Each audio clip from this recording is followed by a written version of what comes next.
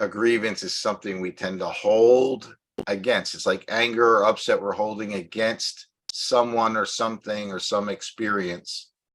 And that grievance has our attention.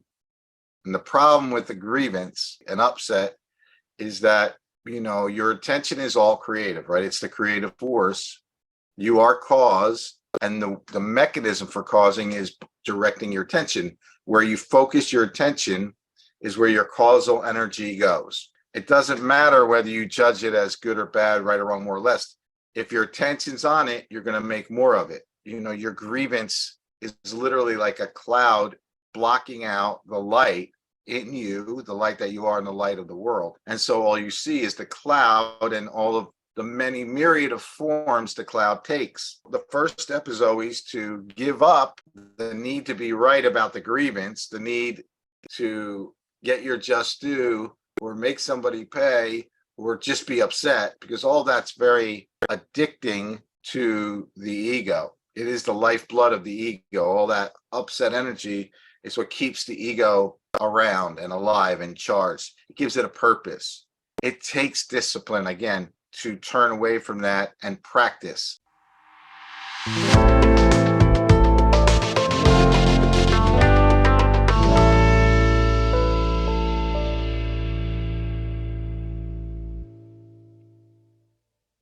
No one can look upon what your grievances conceal, because your grievances are hiding the light of the world in you. Everyone stands in darkness, and you beside him. So you're not only covering the light for yourself, you're not able to access the light. I'm not able to access the light when I'm in grievance.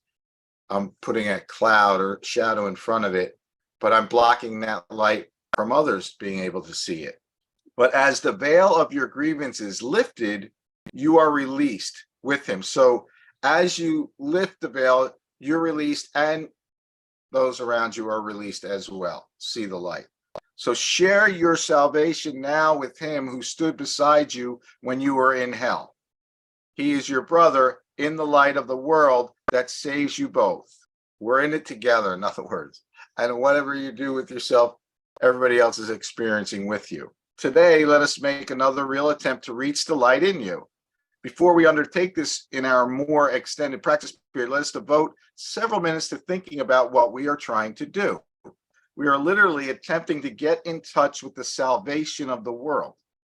The light in you is the salvation of the world. We are trying to see past the veil of darkness that keeps it concealed. And the veil of darkness is all the judgments, interpretations, thoughts, and beliefs that you are holding in your mind. That's the veil of darkness. The things you believe are true about you and the world and others, the beliefs about lack and your fears about your safety and about loss and all that stuff, that is the veil. We are literally attempting to get in touch with the salvation of the world. We're trying to see past that veil of darkness that keeps the light concealed. We are trying to let the veil be lifted and to see the tears of God's Son disappear in the sunlight. So remember, the Course says the light is there. It's always there. You are the light. The light is in you. You're temporarily covering it with a veil, and so you can't see it. That doesn't mean it's not there. There's no way it can't be there. If there were no light there, you wouldn't have a mind with which to create a veil to cover the light. You wouldn't be able to think at all. You would be zero consciousness, because the light is what makes you you. And it's a grand illusion that somehow you're not that light.